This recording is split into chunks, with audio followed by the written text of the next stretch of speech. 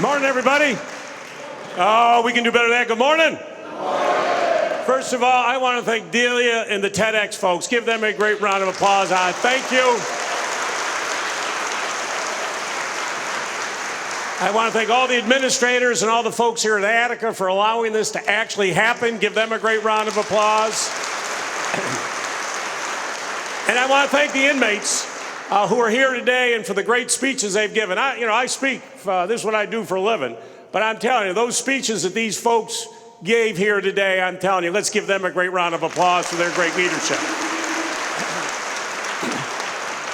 So you're probably wondering, why is the former governor of Virginia up here in New York talking at Attica?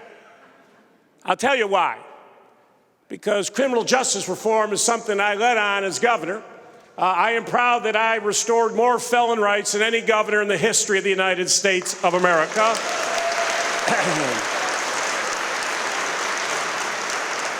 I pardoned more people than any governor in the history of the Commonwealth of Virginia.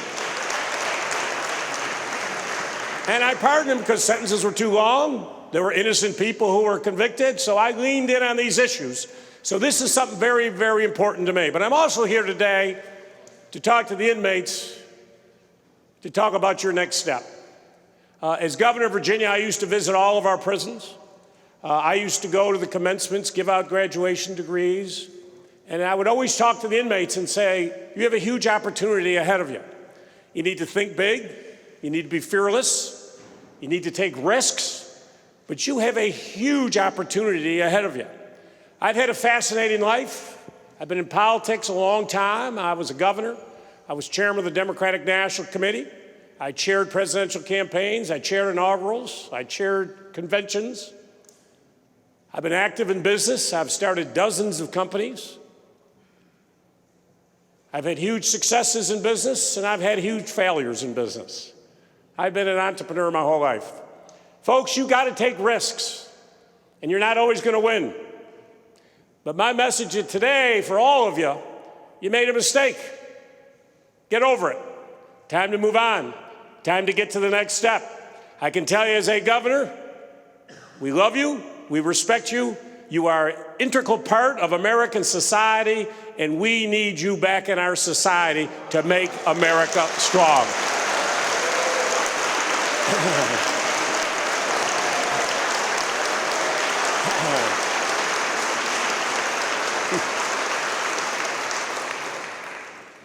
My journey started 90 miles west of here, or east of here, in Syracuse, New York. You know, I was a kid who grew up, Irish Catholic family. I was the baby of 4 boys. My 3 older brothers would drive around Syracuse. We had a little convertible. They'd yell at people on the street. If they yelled back, stop the car, and I'd have to go out and get in a fist fight and defend our family. Just is what it is. But I knew early on that if I was going to go to college, I was going to have to pay for it. And I saw a guy out sealing his driveway. And I said, you know, they'll hire a young kid to do that. I went home, I typed up a letter, mailed it out, sent it to my neighbors. My first day, I had 10 jobs. I was an entrepreneur. Didn't know anything about it, learned very quickly. Had about 30 jobs my first year. Next year, I'm 15 years old. I got to go big. I got to be a success in life. I got to go to college. I got to pay for it. I remember I went around to the Syracuse Savings Banks. I went to all their branches, 10, 12 of them, and I took pictures of potholes in all of the Syracuse Savings Bank parking lots. OnBank was their competitor. I went to their parking lots. They had potholes. I didn't take pictures of that. Parking lots were beautiful. I put a beautiful album together, walked down to the president of Syracuse Savings Bank. I am a 15-year-old kid. I got a wide polyester tie on. And I go to the secretary, I said, I'm here to see the president of the bank. And she said, do you have an appointment? I said, no, but this is life or death for him. I convinced myself, she brought me into his office, Tom Higgins was his name, and I laid it out. I said, look at your parking lot. Look at your competitor. You are losing business, Mr. Higgins. I walked out that day at 15 years old. I had the contract to seal 12 gigantic parking lots. Okay, now I'm in a little bit of trouble, though. I used to take my tar around in a wagon with, 5-gallon barrels. I can't do parking lots that way. So I called up my Uncle Billy Byrne, who owned Byrne Dairy, and I said, Uncle Billy, I need one of your old Byrne Dairy trucks, because I got to go out and buy tar in the big 55-gallon concentrate, big, huge barrels. Can't put that in a car. I said, I need a truck. He said, yeah, we got some out in North Syracuse. You and I'll go out one day. I said, no, Uncle Billy, I got to go today. I said, I got contracts in hand. I got to make money. He said, we're not going today. I'm busy. Billy made a mistake, Uncle Billy. He told me North Syracuse. So I drove out with my buddy. I went out with gas, spark plugs, a little oil, found this huge old graveyard of trucks, probably 30 of them, big, huge trucks. And they were all deserted out there. The grass was this high. I found the truck I liked, and I worked on it and worked on it. And I'll tell you, folks, I remember this day when I got in the cab of that truck, and I turned that key. Keys were all in the trucks. And that engine roared to life. I still get goosebumps today, folks. I was an entrepreneur. I was in business. I drove that truck out of that field. I drove down Interstate 81. The North Syracuse State Police substation was over there. They're out having coffee. I'm honking. I'm waving at them. I have no driver's license. I have no license plates on my truck. But golly gee, folks, I was an entrepreneur and I was in business. The point I tell you this is don't let anyone hold you back.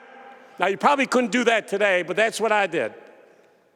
So it was that attitude that I always got going and thinking big, out of the box, taking chances, not being afraid to fail. And that's the difference between most people. You're going to fail in life. It is okay. I have been knocked down so many times. I ran for governor of Virginia in 2009. It was a pretty auspicious move. I'd never held office before. Nobody even knew I lived in the state. And I ran on a platform, big ideas, criminal justice reform, high-speed rail, renewable energy, blah, blah, blah, blah, blah. And I said, if you don't like my big ideas, don't vote for me. And they didn't. I got crushed. But you know what? I got out of bed, got to work, kept going, did some creative things. I was a fundraiser when I was a young man, working for President Carter. I left law school to give it a try. I actually wrestled an alligator once. A guy challenged me for $15,000 to spend 3 minutes in a pit with a 9-foot alligator, 280-pound named Jumper. And there it is, Jumper, 3 years later when I was on the cover of Life magazine. My point is, I'll do anything once, not twice. And I got all my fingers. Great story. Chief Billy, the guy who runs the Indian tribe where I did it, lost his thumb. He wears it around his neck today as a badge of honor. I still got all toes and I got all fingers. But it had not run in 2009. As I say, I got out of bed the next day, got back to work, worked my heart out. And in 2013, I won and became the 72nd governor of the Commonwealth of Virginia, a kid from Syracuse, New York, the governor of the great state of Virginia. Who would have thought that possible? Our first governor was Patrick Henry, started the American Revolution, give me liberty, give me death. Our second governor was Thomas Jefferson, who became our third president. But as soon as I got elected, criminal justice reform was something that was deep for me. In college, I started a program to tutor inmates in the DC schools. I became governor of a state that had really a criminal justice system that had been racist for years, unfair sentencing. We don't have parole. They got rid of that 25 years ago in Virginia. In Virginia, if you steal $200, you are a felon. So if you steal an iPhone or sneakers, you're a felon. And we're one of 3 states in the United States of America that you are permanently disenfranchised from ever voting again in any election for the rest of your life. That is a very unfair system. So I got to work to try to reform what we needed to do in Virginia to move us into the 21st century. I said we have to reform all of our prisons. We got to work. Harold Clark, who was the head of all corrections, my Secretary of Public Safety, Brian Moran, leaned in. What do we need to do? We totally changed the landscape of our prisons in Virginia. I added a bunch of college courses, so more people could get their GEDs. I added 24 technical and vocational degrees that you could get while you were in prison in Virginia. You get a commercial driver's license if you're in prison in Virginia today. Why? We need thousands of commercial drivers. Every inmate in Virginia today, when you walk out, you get a state-issued ID card, every single prisoner, because it's hard when you get out to cash checks and do the other things that you need. Reformed it, came up with a whole new concept. We worked with our corrections officers. We want the inmates to think for themselves. That became our whole motto, think for themselves. Our housing units were built around that with life coaches there. We started 16 re-entry centers, intensive, 6 to 12 months re-entry. And when you come out of Virginia prisons today, you all have a skill, and we take you right into the workforce. We get you a job because morally it's the right thing to do, but as a governor, think about the economics. I'm spending $30,000 on an inmate. If I can get that inmate out of prison, I get that inmate in the workforce who's now paying taxes. That's a huge win for us, right?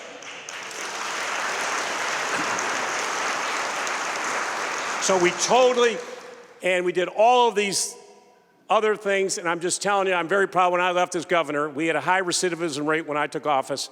When I left office, Virginia had the lowest recidivism rate of any state in the United States of America. Rehabilitation, training actually work. I did the same thing for my juvenile detention population. We were spending $184,000, $817 per juvenile. When I took office, they were housed in 2 gigantic concrete facilities, Beaumont and Bon Air. As governor, I went to both of them, and I had a town hall meeting with all of these kids, and I call them kids. They're 13, 14, 15 years old. Maximum security facilities. I'd have a town hall and say, what do you want? They'd never met a governor before. I said, tell me how I can make your life better. One kid pipes up and says, well, Governor, you tell us you want us to learn. We don't even have internet access here in Virginia, in our facility. I said, really? You don't have internet? No. So in my subtle way, I got in my car when I left, and I called my Secretary of Technology, Karen, and I said, you got 30 days to put high-speed internet in all of our prison facilities, or you'll be looking for a new job. And guess what? In Virginia now, every single facility has high-speed internet, so the kids can learn online and do what they need to do. And we worked and added more and to shut them down and to have smaller community-based where there's training. By the end of my term, we reduced the juvenile detention population by 2/3. Guess what? We saved the state $40.5 million a year, but we also helped these kids. We gave them an opportunity. That's what it is about. Once you're out, you want every inmate, I want them to feel good about themselves. I want them to be successful. I want them to be part of society. I mean, you saw here today, their sons, their fathers, their brothers, they're human beings. And we want you back as successful and as fast as possible. And getting your voting rights back, to me, is a key element. Every person should be able to exercise their constitutional right to vote in this country. And because you made a mistake 50 years before, should not be a bar to you going in and voting in future elections. You're paying taxes. Why the heck shouldn't you vote for the people who determine what your taxes are? And in Virginia, in 1902, a state senator by the name of Glass put it in our Constitution to permanently disenfranchise felons for the rest of their lives. In his quote that day, I quote you, "I am doing this to eliminate the darky from being a political factor in Virginia." That's what he said on the floor of our Capitol, built by Jefferson in 1785. And he did that in 1902. Well, 114 years later, new sheriff in town, and I said, this is not going to stand. This is outrageous. It's not right. And I could never get it through my Republican legislature. So I used executive authority with the swipe of my pen, and on one day I stood in front of our Capitol and gave 206,000 felons the right to vote overnight. And there I'm signing the executive order right there in front of that Capitol. But guess what happened, folks? Republicans sued me, took me to the Virginia Supreme Court. Supreme Court's appointed by the legislature, one of 2 states, not a good thing. But the Virginia Constitution gives me enumerated powers. This is clearly one of them. But the court came out with this cockamamie thing that, no, we're not going to let them do it because no governor's done it before. Well, hell, that's not a constitutional theory. He's never done it before. No one's been impeached before. Doesn't mean he can't do it constitutionally. And they said he has to do it individually. Well, great. I told my staff, get all 206,000 petitions about this high. You get every single one of them, you take them out in front of the Capitol, into the Civil Rights Memorial, you bring boxes of pens, a chair, and a table. I'm gonna sign every damn one. I don't care if it takes me a week straight. I'm gonna sign each and every one myself and enfranchise these people. And what did they do? They immediately sued me for contempt of court. The only governor to be sued for contempt of court in Virginia history. Really, come on. I loved it. At this point, the Supreme Court buckled because they knew they were wrong, and I was able to enfranchise all of these people. And my point to this is, you got to fight in life. I didn't get elected governor to help all those people who were wealthy and doing great. I got elected governor to help those people who had no voice, that nobody was looking out for them. And that's what you need in elective office today. So I leaned in on pardons. I pardoned a young man by the name of Lenny Singleton. Lenny Singleton committed 5 robberies. He was a drug addict. He stole $535 in 5 robberies. Nobody was ever injured. He had a butter knife at one robbery. Nobody was ever injured. You know what Lenny Singleton's sentence was for $535 in Virginia? 2 life sentences plus 130 years. I could sit here and give you chapter and verse. That's why I pardon so many people, folks. It is an outrageous system. So my final point to everybody here is think big, take risks. To all of you inmates out there, you got a huge opportunity ahead of you. You have so many chapters of your life left. Do not despair. Think big, be bold, something I've tried to do my whole life. You made a mistake, folks. We all make mistakes. You show me someone here who hadn't made a mistake, and I'll show you a liar. You made a mistake, time to move on. But be big, be bold. America needs you. Thank you for what you're about to do for the United States of America. Thank you, and God bless you.